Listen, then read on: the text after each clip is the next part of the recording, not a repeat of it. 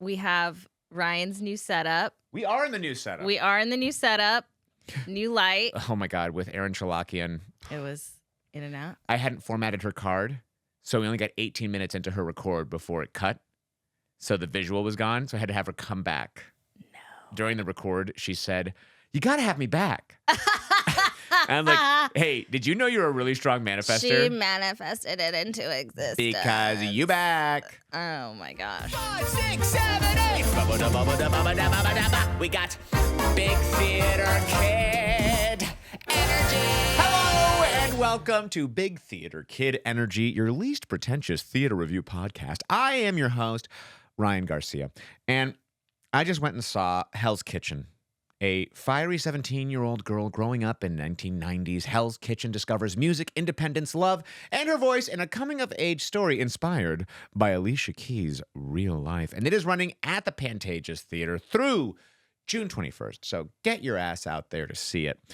And I went and saw it with a proud Puerto Riqueña born in Seoul, South Korea. She was well on her way to becoming a star football player till a knee injury in high school rerouted her toward the stage. She studied theater and acting in London during a 5-month intensive, is one of the workingest commercial actors in the game, a real Karen on Lucifer, Magdalena Calderón on Good Trouble, Mi Amiga Caribeña on Without a Recipe on Second Try. It is none other than Marissa Rivera. Hola. Hola, Marissa. Hello. Every time I say your name, I want to be like, Marissa, Marissa.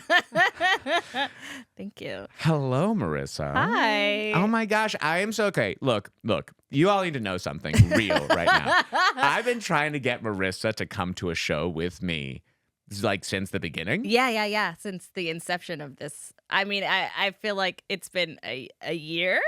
Not even, because I started this in September. Okay. So probably since October. I feel like every 2 months you're like, hey, can you do? And for one reason or another, it's never worked out. Yeah. Scheduling, or I'm out of town, or whatever. Or you hate musicals. Or you hate Shakespeare. I'm going to tell the truth, if that's okay. I can tell cut the anything truth. you want. Spill the tea. But in this one also, we got in by the skin of our teeth because you're going to Puerto Rico. Yeah, Mañana. Mañana. That's wild. Tomorrow morning. Yeah. So I was like, do I have time to do this? And by the skin of my teeth, I packed early because of. Did you really? Because of the show. I'm always a night before kind of gal. That makes me feel very good. And I know how much you care about preparedness and everything being just so. I do. I'm very type A. Are you at all? What's your type? What is your type? Is there a type B? Is that the thing it's called? Yeah. Or is it a type C? I'm the type of that doesn't even know what type I am. That's the type I am. That I don't care what type I am. Because I've been in your house. Your house is like so well adorned and designed, and like you have such like great style. But like you also have like it feels bohemian in areas. Mm-hmm. But each room has a flavor, has a feel. Yeah. That's. Thank you for noticing that. Yeah, I wanted each house. I wanted each room to have its own flavor, to have its own mood and purpose, and to have I want the overall feel of when you come into my house that you are welcome. This is a cozy and safe space, with all of creative spaces for you to abscond to and go. Be a big kid or a little kid. And I'd say you're highly successful at that. I think you did it. Even had like a little like self-taping room and a little like creative nook. The imagination library. Yeah. Do you do crafting and such? Yeah. I mean, I feel like if you own a house, you like learn how to. It unlocks a whole new skill tree. Yes. So that you need to do. Yeah. Because then you become reliant on bringing a handy person over all the time. And that gets expensive. So you learn how to do stuff yourself, creative solutions. I have a puzzle that I'm usually doing at all times. So you work in commercials all the time, but you studied in theater. Have you and do you also sing, I think? I sing. I definitely. See, I can sing and I can dance, but I definitely cannot sing and dance at the same time. Sure, that takes a level of breath support and power that it is. I just never developed that. Also, like by the time I went to like a regular high school. I went to, well, as you said in the most loveliest intro, I was born in South Korea. My dad was in the army. We moved kind of all over the place. So my school situation was kind of just dependent on where we were. Mm-hmm. So when we were in Puerto Rico, we went to private school. And then we moved to Florida. I went to like a completely regular high school. I had the option of going to an arts high school, but it was far and I'd have to wake up earlier. No, nobody wants to do that. Yeah. Yeah, to travel to high school? No, thanks. No, thank you. Just nearby, please. I would only have to get up at 5 a.m. Oh. Now, I say but I'm up at 5:30 a.m. every morning now. But could you do it back then? I mean, look, I went to school. I'd be at school, I think, at 7:20 each day. And then also I worked at McDonald's 6 a.m. to 2 p.m. Saturday and Sunday. So I never had a sleep-in day in high school. And then I did theater. So I'd be like at rehearsal after school for hours. Yeah. Yeah, that. So by the time I got to senior year, I had a free period in the morning on Wednesdays. And like I wouldn't get to school until after lunch. I would literally sleep the entire time, wake up, grab a banana, and go to school at like 12:30. You're a dog person. You have dogs, but you feel more like you are a to cat. Sleep in. Yeah, but if I thought like, what animal would Marissa be? It would be some kind of like house cat. I would. Yeah. Why? Do you nap? Are you a napper? Hell yeah. I knew it. You know I am. I knew it. Yeah, you're a napper. The way you're like dogs nap. My dogs sleep all day. Yeah, but they don't call it a dog nap, do they? They sure don't. So did you do musicals? I did, but like I was never like, I was like in the chorus a couple times, but like it's like whenever it was the school musical, I would like try out sometimes, but mostly I would be like, okay, well then I'll not do that and do like soccer, whatever. What happened to your knee? Was it gross? Yeah, it was super gross. Did it like what happened? It was bad? It was bad. Do I want to know? Do you want to know? Maybe nobody wants to know. But like, what position were you playing in soccer? Midfield. Okay, that's a lot of running. That's a lot because on you're a bad knee. That's a lot. Oh, yeah. One of my friends in high school, Marty Kramer, he was like a big football player, and then he broke his back playing football, and he became high school. Yeah, he like really hurt his back, and he joined theater, and he immediately got all the leads, and that was the moment where I realized, oh, it's the skinny fit kids who are booking all the lead roles, which wasn't true, but it was a lie I told myself. Oh, so and because you're bigger. I was not someone that I considered to be in shape. Mm-hmm. And so I don't think I was bigger, but I was like just pudgy. I was just like, I liked to eat. I did too, but man, I think because I did soccer, Yeah. I played soccer from the time I started when I was like 3. I did peewee soccer. My dad was my coach. Played all through until 16. Yeah, I was constantly running. Yeah. So I used to eat. Tell me. Oh, you have something. Okay. Yeah. Yeah. Okay, so Florida. Okay. Yeah. Publix. The only thing I miss about Florida is my Pub family subs. and Publix. Yes. Pub sub, and I would get the key lime pie. The Publix key lime pie. Y'all, if you don't know Publix, if you are ever in Florida or anywhere in the Southeast that has a Publix, You better go.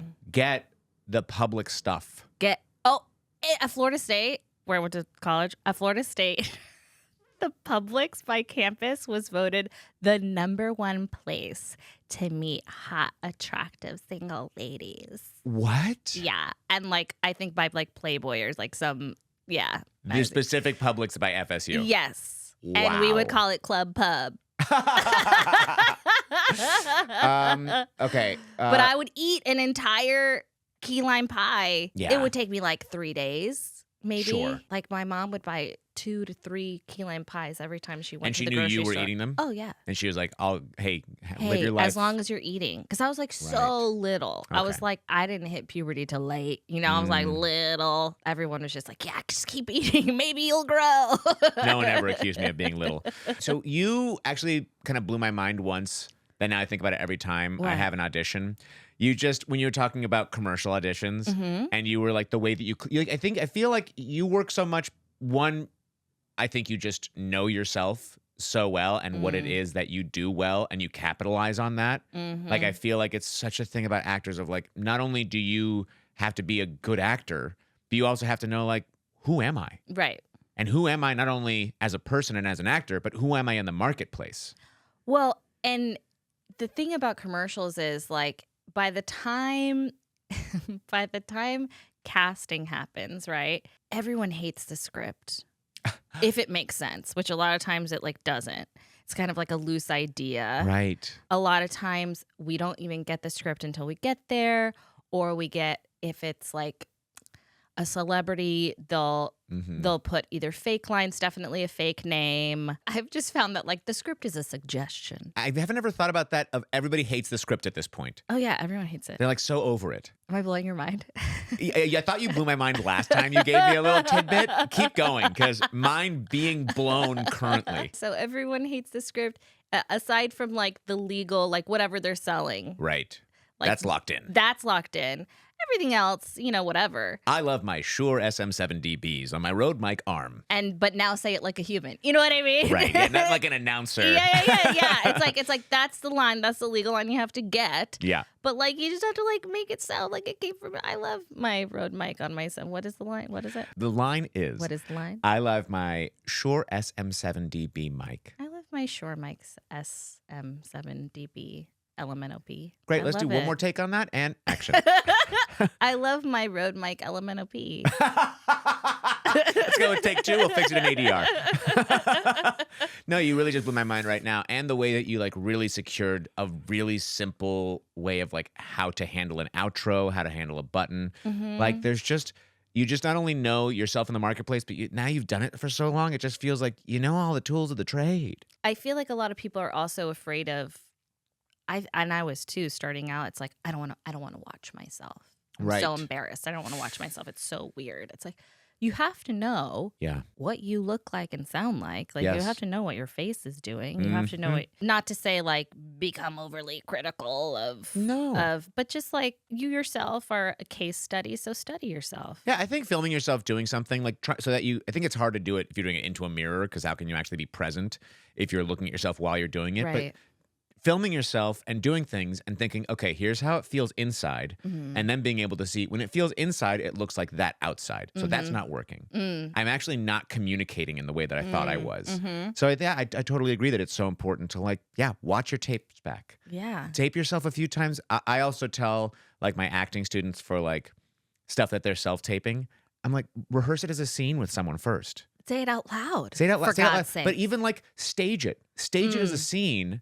If like so that you're bringing all that sense memory into the self tape and you can create environment. Right. Like we're at a point now where that's happening naturally in the imagination. But when you're like starting out, it's so hard to get rid of the idea of camera and lights. Yeah. And actually just connect with other human being. You know, just like feel each other there. Yes. And you get the imagination work, you do it enough, and it's like then your place, your environment also, it's like you feel that there too, and it becomes more innate. That's something you're thinking about in commercial auditions too, of like creating environment? Yeah, for sure, because the thing that I find actually really hard about, and we've talked about this, about being on the Try Guys, is that we're oftentimes not playing a character, we're just going on as ourselves.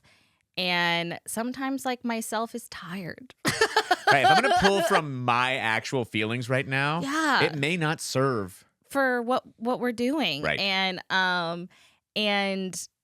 a lot of times also we don't know exactly what we're doing, or we're like trying out a new format or a new show or something. Right. Everyone's learning. And even like the producer or the editor, the director, everyone's kind of learning what the show is as we go. And it's hard to just, I guess, trust the process. I think I say it's hard to just try. But it is sometimes. Like try to trust the process. Right. Exactly. And to just like try to be yourself, because I don't love that. I don't love. I'm not like a totally open book. I keep things. Cat. Yeah, You're a cat. I guess I am, but Mysterious, enigma, keeping things close to the vest. Right, and it's like meow. You come to me. You know what I mean? Yes. Once the trust is there, you know, open book. Cary Grant talked about it way back in the day. A reporter once said, "Hey, you're accused of only ever playing yourself on screen. What do you have to say for that?" And Cary Grant said, "You'd be surprised how hard it is to play yourself." It is. It's very hard. It's very challenging. But, you know, look, talking about playing yourself. But I was going to say, finish that. But the hard thing about Try Guys, it's like, there's not a lot of, there's like structure, but there's not. Right. But in commercials, it's like, this is where you are. This is what you're selling. This is who you're with. Like all of these elements are already there. So like any improvisation that happens within that world that's already built. You don't have to like build the world, which is the hardest thing, right? Totally. It's the same with film. It's the same with TV. It's the same with theater. And it's definitely the same with musical theater, which is what we're here to talk about, which is your favorite subject, which is why I'm glad that I brought you. Look, can I say, because you told me first of all, you just spilled the beans and from like the beginning. Didn't even explain. You just railroaded through. Yeah. Go ahead. Say it. I please don't love musicals, and I also don't love Shakespeare. And I know, and I this is okay. It's not like I haven't tried it or whatever. No, like I performed on the Globe stage doing Shakespeare. Like not professionally, but like while I was studying there, and like you know, I saw the best of the best. Yeah. Do it, and you went.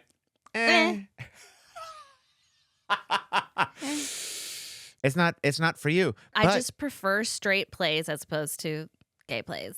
No, I love straight plays. Yeah. Which is non-musical plays. For anyone, I don't know why you would be listening to this podcast and not know that, but for anyone, what's a straight play? It's all the soccer fans who are here. Exactly. Who remember you from high school. Exactly. I just prefer it because for me, it's a lot more of an honest and in the moment experience. Look, again, someone who loves to take naps, someone who keeps themselves a little secret, keeps their personal stuff to themselves, and has you come to them, and someone who's very specific with their tastes. Cat. My dog will eat anything. He'll have musical theater. He'll have Shakespeare. He'll have plays. Marissa, a specific type of straight play is all I want to see. But I did love Hell's Kitchen. Of course you did. I know you leaned at me at one point. It's like, that really got me. You were crying at the end. We were both dancing. We were hooting, hollering. And the thing I will say really quick about what you were saying about like it's so honest and true, I think that is correct about a lot of things we see in theater in general. I think that when someone's a very, very good at storytelling with song and technically proficient singer, I think that nothing but honesty can be coming out because everything is open. Just air is flying through their body. It's all relaxation to allow that to happen. And so there's no facade. Because we did just go and see a musical that Marissa did actually really enjoy because it did emotionally affect her because there was so much honesty in it. And also I think a very cool musical, which it's something that is not necessarily associated with American musical theater. Cool. I think it is more so now than it has been in the past with more modern musicals. But we saw Hell's Kitchen, which is music and lyrics by Alicia Keys. It's basically parallel to Alicia Keys' own upbringing and story. I just want to put out there, book by Christopher Diaz. It was inspired by Alicia Keys' teenage years growing up in Manhattan Plaza in New York City. And she actually began developing this play in 2011. And that's when Diaz was first attached to the project. So this has been in the works for a long time, which I think you can tell because I think it's very well crafted. And it started, and then it wasn't off Broadway at the Public Theater until 2023. So that's 12 years of development, which is just like, I've been with my wife for 12 years. Yeah. That's the entire existence That's your marriage. of my marriage, but my relationship. Your whole relationship. Yeah, the full on thing, which is like, wild. Yeah. And wild to think about. on Broadway. And what'd you say? Isn't that wild to think about? It's so wild to think about. Are you going to go to your 20-year high school No, reunion? I haven't been to any of my high school reunions. I haven't either. I'm probably not going to go to any of them. I am not either. But I think we're also kids that grew up all over the place. Yeah. That I'm like, oh, I had 3 years at that high school, not even 4 years. It's not even like, I think it's different if it's your elementary school friends, it became your middle school friends, it became your high school friends. Yeah. And you don't see everyone on social media. I knew those people for 3 years. There's a lot of people I knew for 3 years I don't talk to anymore. Right. So many. There's so many people So that many. like, I was like, oh my God, you're my best friend. And then 3 years went by. I'm like, I haven't talked to that guy. I don't know about that anymore. Opened on Broadway in 2024 at the Schubert Theater. And it garnered 13 Tony nominations. Wow. Winning Best Leading Actress for Malia Joy Moon as Allie. Mm-hmm. And Best Featured Actress for Keisha Lewis as Miss Liza Jane. We can talk about it. Favorite character. We're going to talk about it. We're going to talk about it. Favorite character. And it has more than 20 of her songs, of Alicia Keys' songs in it. Any of which I didn't know, and they fit so beautifully into it. And then Act 2... As Victoria Westbrook, who is sitting next to us, who does a lot of PR for Broadway and Hollywood, for the Pantages, for the Segerstrom Center for the Arts, as well as CTGLA through Davidson and Choi PR company. She was sitting right next to us, and in Act 2, she's like, I knew a lot more of those songs. Yeah, same. Which is, again, very good structure. You know, for a long show to be like, have a couple hits. And it's a long show. Have a couple hits in the beginning, but it didn't feel that long. You at the end were like, when I showed you what time it was, you went, whoa. Yeah. You thought it was, I think, 20 minutes earlier. Mm-hmm. So I think that's a testament to how effective it was. Right. And it starts, like it gives its, they say their little cell phone announcement and then music comes up and it's go. And that was short as hell. Short as hell. And it was like, people were still like. I was finishing up a text message and then the music started and I was like, oh, Yeah, Allie ran out and was like, hey, narrator, breaking the fourth wall. Get with me because we are going. 41st floor. Let's go down the elevator. Yeah. And we're like, whoa, we're going. Oh, catch up. And we're here on the ride. Which, by the way, I love that. I love a bat out of hell. Don't do a slow burn. Don't do it. So you don't love an overture? No. Which, again, it's the same thing with Shakespeare, that there'll be a bit of an overture in Shakespeare as well, because it's a way to get you used to the language. Mm-hmm. You know, the overture is a way to bring you into the universe, to bring you into the sounds. Get me used to the universe by putting me in the universe already. I think that's right, too, and I think that's more modern audiences. You know, there used to be the credits would happen before a movie in the 1920s, like 40s. That's true. You know, that it's been, and that's where the overture would happen. Mm-hmm. And so I think now we're much more like, I'm a smart audience. I've taken in so much content that like I'm going to get it as I go. And I kind of want to be a detective. I kind of want to discover it as I go. Yeah, absolutely. Like I don't want to be spoon-fed everything. Mm-hmm. Let me be smart. But you liked how this one was like, bah. Yeah. And I loved the staging. I thought the staging was really effective. The lighting was really great. Gorgeous. Any use of pictures or video in the, behind was like really, really, really beautifully done and super effective. The singing. No, they can sing. They can sing. We're going to talk about every single one of them because every single one of them can sing. In a way that and I can sing. No, and but you I can can't sing. I can sing. I cannot sing. No. I can hold a tune. I just want to speak really quick about... Speak on it. Speak on it, Ryan. I think what this show did really well is, in Act 1, it has like this A, B, C, and D storylines that are just very simple. Mm-hmm. And most of them are relationship driven. Yes. There's Allie, who's really into this guy, Nuck. And she's chasing after that. I did not understand his name until Act 2. When she was like, when she her and her literally mom spelled it out. I was like, oh, that's his name. I think it's like Nuck. It's like short, like Knuckle. You know, not I don't think that's short for his name, but that's how I understood it. Mm-hmm. And then there's a relationship with the mother. That's a very strong. That's the big. That's conflict. That's the number one. That's the A storyline. Mm-hmm. B storyline being the one with Nuck. The C storyline being, I think, the one with father. Mm-hmm. And the D storyline that's a little bit less relationship driven and more plot driven is the relationship with music. Mm-hmm. That is then exemplified by Miss Liza Jane, which is also, funnily enough, a famous jazz song that we performed in Try Guys Jazz. Yes. Little Liza Jane. So I think it's just a little nod. I actually was like, I was sitting there and I was like, if it wasn't me sitting here, I think Jared would have actually really enjoyed the show. But I took Jared to Reefer Madness. Yeah. Which was really correct for Jared. That was correct. And also, you just feel like such a New Yorker. Even though, you've never lived there. Maybe it's that cat energy, because I feel like all New Yorkers are like cat energy. Like New York is cat, LA cocaine, is dog. Oh my God. and LA is dog weed. I never thought about, we're all just golden retrievers out here. Yeah. And you know what I liked about it too is like it's a period piece. But I forgot that it was a period piece so many times during it. It never felt like dated in any way. No, it felt nostalgic. Yeah. Because the outfits. The 90s. That's when we were coming up in the 90s. So like I wore my best 90. You can't see it, but I'm wearing like they can see it. Super like low rise baggy jeans. Kick that leg up. Boom. Blur my foot. Boom. They saw it. No, they all just got a free foot right there. No free feet. Don't forget, go to minute 33 to see a free foot. No free feet. I just put that one frame behind a paywall. But I also love that there was a flashback at one point where we went kind of like back into the 70s. Oh, yeah. Maybe like the early 80s, late 70s. And the outfits and the hair changed for that. Like there were a lot of big hair. A lot of afros happened in that.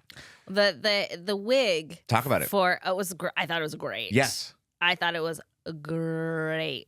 You think you were talking about like one of her friends? The minute that Allie's friends came out, you were like, "Oh my God, I love her hair." Yeah, it was like the bowl cut mullet.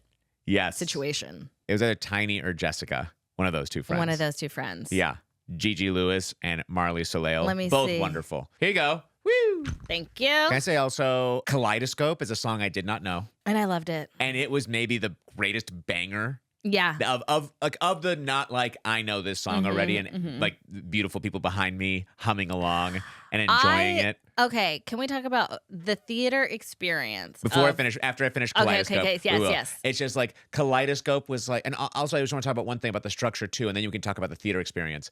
One, Kaleidoscope, wow. It's now going to be a song that I listen to. It was so electric on stage. So much fun.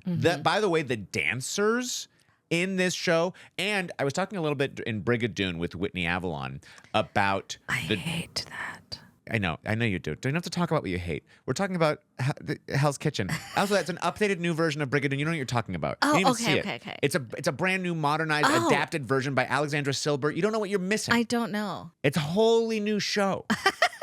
And all the women have agency. All the men are called out. It's actually great, and you should give it a shot. Like completely rewritten. It's completely rewritten with the sign off from the Lerner and Lowe estate. So better check yourself before you bring a deck yourself. You better bring a don't. But there's like the choreographer from that, Agnes DeMille. Was like one who like started the idea of dream ballet as a form of storytelling in musical theater, and I thought that like.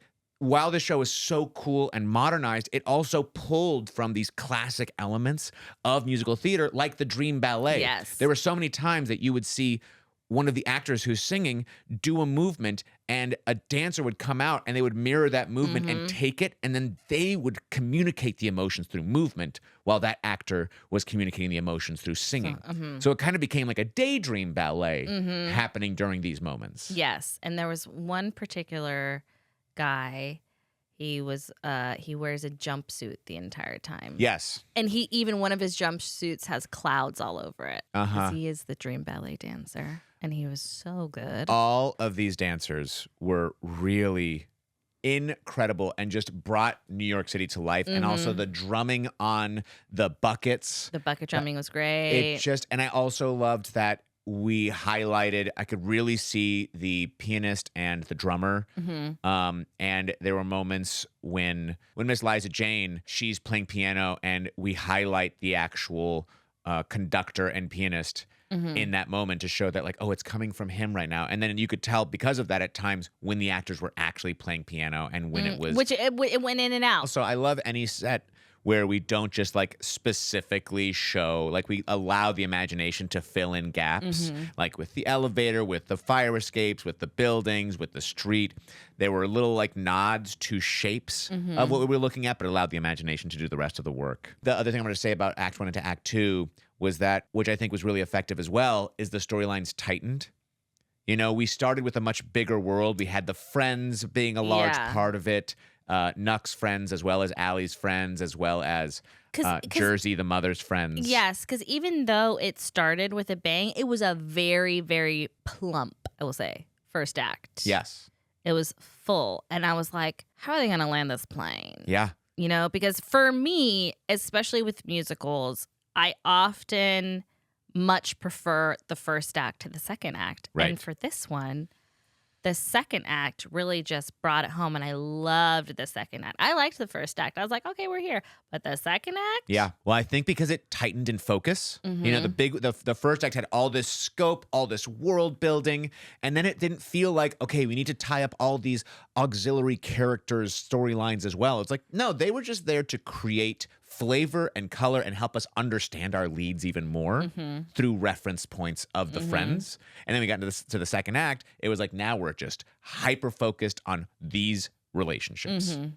And also, let's bolster that with all the hits. Yeah. During Girl on Fire, like one of her friends, the friend with the best wig, comes out and was like, oh, wait a second, because you're on fire because you're dating some dude, and like has a whole rap about like, what do you mean? Like, this is like the end all be all. It's just like a guy. That's Gigi Lewis, who plays Tiny. Thank you. That's the hair you love, by the way. That's Gigi Lewis. Gigi Lewis. Shout out. And by the way, her rapping was friggin' good. Friggin' good and so funny and great. And she was a great dancer. And powerhouse. Oh, yeah. She was Tiny. itty bitty. The name of the character is Tiny. She. You were like, hey, can we get this girl some key lime pie? Give her a couple. I also love that. What I was going to say is, like, usually it's the whole cast number for the end of Act 1. That's usually like a big stage number. And for this, it was just Miss Liza Jane and Allie singing about the people who have been lost and the things that we have to do as a culture to keep our stories alive. Yeah. Like, we already had the big number with Girl on Fire, and now here we are finishing Act 1 with Perfect Way to Die. Which I would say is one of the deeper songs. Yes. By the way, there's so much food in this show. Yes. There's so much food. They keep putting food on the table. I love it. And I'm like, is someone going to eat this food? Is this fake food? Because that lettuce looked real. Even from row S, that lettuce looked real. That lettuce looked real. That mac and cheese, there was. I was like, somebody better backstage. It better be real food, and it better be getting eaten. But the only thing they actually did eat, did you notice what they ate? Chips. Lay's chips. Is it sponsored? No. Do you know anything about Lay's chips and singing? No. So, eating a few Lay's potato chips before singing is a well-known industry hack. What? Why? Because of the salt? The salt cuts through phlegm to clear the throat, while the oil lightly coats the vocal area. This creates a protective barrier, reducing vocal friction and making high notes feel smoother. Lays, you better get in on that. Did you? They are. They know.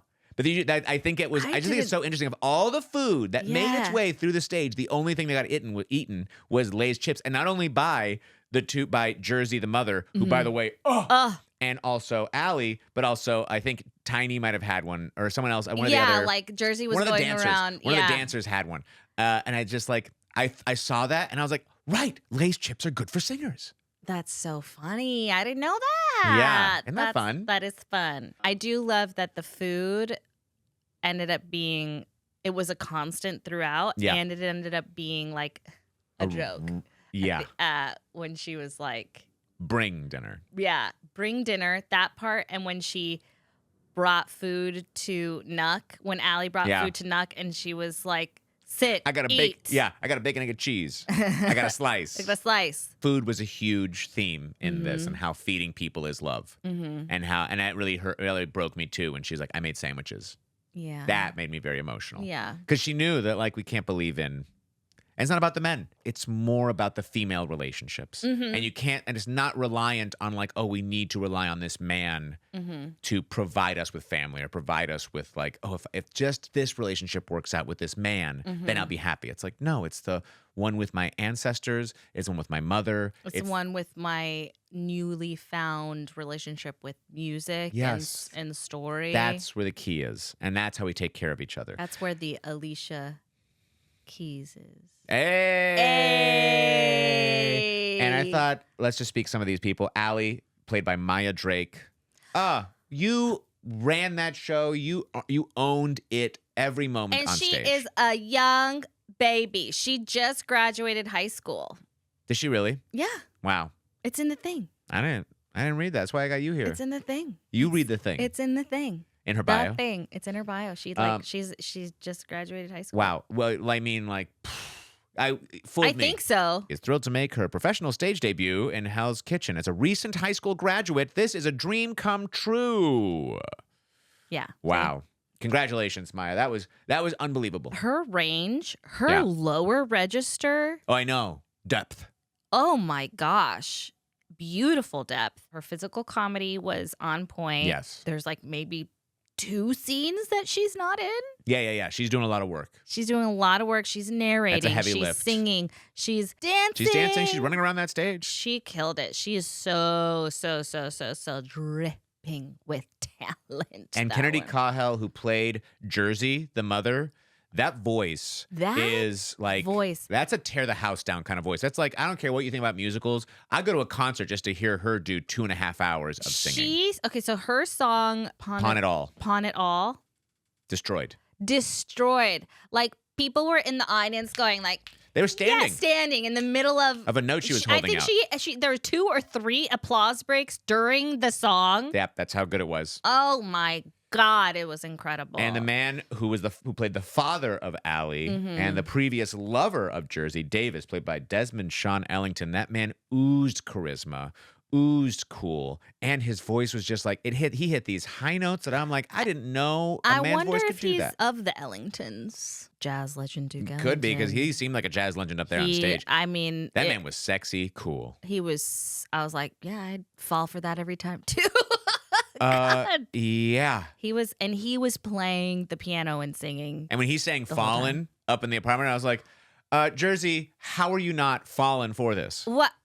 I loved that they took that song in that direction and with that context. There were a couple of songs like that I was like, oh, this was not how I thought of That's this when you song get 12 at years with creating something where like you probably already go through the normal A to B ideas and then you start to shift it of like, what if we flip this on its head? And I wonder how much of that was the book writer, Christopher Davis, really being like, I think actually we can do something more interesting with this. And how much of it maybe even came from Alicia Keys.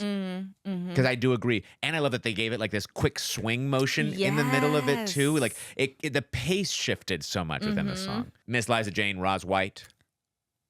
That is an ethereal human being. Roz White. She was so good. She got applause breaks during her lines. Just her scenes. She would say stuff and the audience would be like, yes, speak. Please say it again. Yes, tell us, Mama. Now sit. Now sit. She got an applause break with just a look. Yes. No, she was something else. Allie said something and then Jersey and Eliza Jane just looked at her and they got an applause break. I think she said, she is never coming to dinner upstairs with us. And she just went, dinner sounds nice. Yeah. But I don't have much of an appetite these days. Yeah. And she looked and the whole audience was like, ooh. There were a couple of those too. And Nuck, played by John Avery Worrell. Sorry if I mispronounced your name. He was just like, his singing was out of this world. And his acting, but his singing was just like. It was so smooth. So smooth. Just such there's so much talent. That stage is just erupting with talent. There wasn't a booger in the bunch. Wasn't a single booger. That was a clean nostril. And I want to talk about Beta Spindola, who played Millie.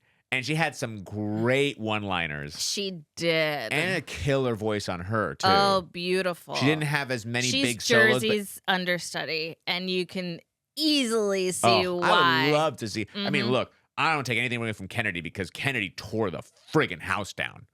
Big time. Big time. But I would love to see Beta do that because it's clear that like Beta has a lot of talent. And it was so cool because it was actually her husband, Jacob Derwin, who shouted me out and said like, oh, you should get in touch with Beta. She's in the show. So I hit her up. She was so sweet. And so LA's sweet. hometown. She's actually back home right now. This is her home. And we saw her at the stage door afterward. And she was lovely, and she was so good on stage. She was incredible, and it's so great when you have someone like I think she's Cuban and maybe Argentinian. Sure, but she's Latina. Yeah, and I was like, and you could tell when she spoke when she said that was Spanish, and her Spanish was perfect. Perfecto. And her voice was killer. Okay, so we're coming near the end right now. This is near the end. But let's talk about people around us in the theater because there are things I loved and there are things I hated. I do love, like we just touched upon, like the reaction. Like people were very vocal about the approval, disapproval, agreement. I was dancing in my seat as well because this is a sexy ass show. Sexy show. People were dancing. People people weren't singing too much. No, there was not full voice singing, but there were certain songs that it was impossible for them not to hum along. Yeah, we're like, and then it's like in and out, and then it went, and it was like, oh, it's going in a different place. But the women behind us were hooting and hollering the whole time, which I loved. And then there was a couple of teenagers in front of us with their mother, with their mom. I'm guessing.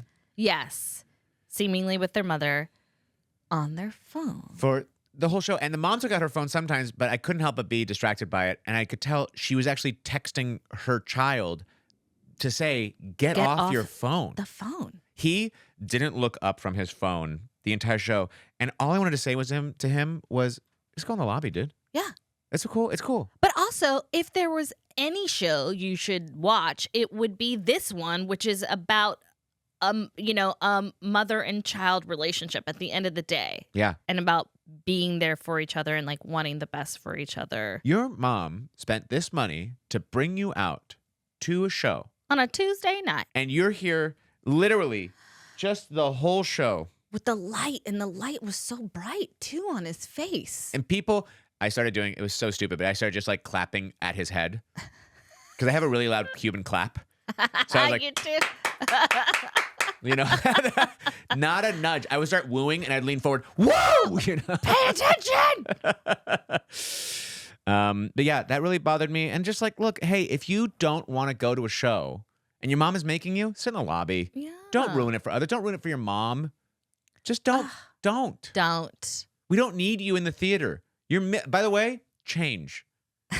First, change. But if you can't, then don't. Then don't. Get out. When you're watching TV, do you like take your phone out? Like when you're at home? Yeah. But like even so, a live theater, like, whoa, that was crazy. Where, why, how? Well, it's tough because like in our culture, if you go to a concert, you can have your phone out the whole time. A lot of people do. If they're this felt concerty. It did feel concerty, but he wasn't having his phone out in the way you do at a concert where you're filming the whole thing to show your Instagram later. This was literally just, I don't want to be here and I'd rather be scrolling through the just death scroll for life. It's crazy. Anyway, there was too many great things about this show to let that fully derail me. I was able to reconnect, and there were moments where I fully got lost, especially in the scenes. I really thought the scenes with Miss Liza Jane and Allie really just like captured my soul. Those were the best. There's a moment she came out in that full white outfit, and my soul got uplifted and shifted. That was the one that really got me almost crying. Did you shed a tear? I didn't shed a tear, but I did feel that catch in my throat. I did feel the welling start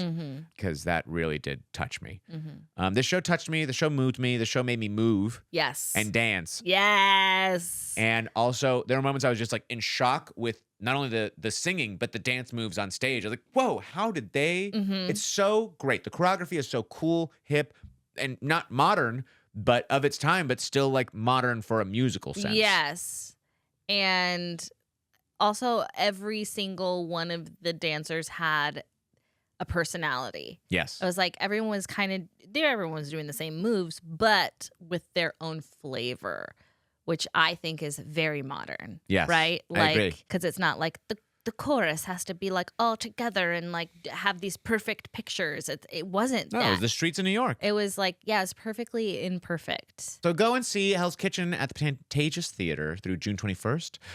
Give it a shot. And thank you so much, Marissa, for going and seeing a show with me. Thank you for and coming to see a being musical. on my ass about it. Come see a musical with me. And then coming in here before you leave for Puerto Rico. Thank you for having me. I had so much fun. And where should people follow you? What do you have to promote? Okay, yeah. You can follow me at the Marissa Rivera on Instagram and only Instagram.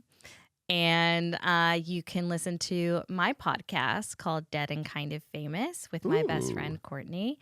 And I'm going to read, or maybe you should read it. Sure. I'll read it. You read it. Dead and Kind of Famous is the podcast that digs into the life stories of dead folks who enjoyed a touch or two of fame in their time and now reside permanently in the Hollywood Forever Cemetery. Hosted by cackling best buds Courtney Blomquist and Marissa Rivera. Each episode focuses on a lesser-known or forgotten Hollywood Forever resident and tells as much of their life story as Courtney is able to dig up. Marissa comes in cold and has to voice all the characters and unexpected side characters. Their episodes focus on everyone from Playboy character actor Baron Clement von Frankenstein to Elvira's pioneering predecessor Vampira to grandfather of astrology Carol B. Ryder to Toto the dog. That's so exciting. Yeah. I love that. Dead and Kind of Famous. Check out that podcast with Marissa and Courtney. Yeah. If you love Hollywood history told through the lens of personal life stories, it's been really, really fascinating. So go check that out and check out Marissa Rivera. Only on Instagram. Only on Instagram. And that's all I have the energy for. Cat energy. One thing. Cat who loves dogs. I do. Thank you so much for listening and watching all the way to the end. As always, let me know any shows you want me to see, any guests you want me to have on, and any segments you want in the show. Or if you're going to be in a show. Or if you're going to be a show, let me know about the show you've got coming up. And also, subscribe. Subscribe to the podcast on Apple Podcasts or Spotify or YouTube, wherever you want to, and rate and review. Give us some love. And follow me on Instagram or don't. I don't know. Whatever you want to do. Live your life. Live it. Bye. Bye. We got big theater kid energy. Look out, we project, we sing out, Louise. Never mark it, always go full out. John Patrick Shanley never had a doubt. Our voices are warm, fan kicks are high. We've got perfect form. We say thank you, five.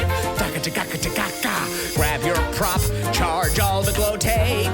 Curtains going up. 5, 6, 7, 8. We got big theater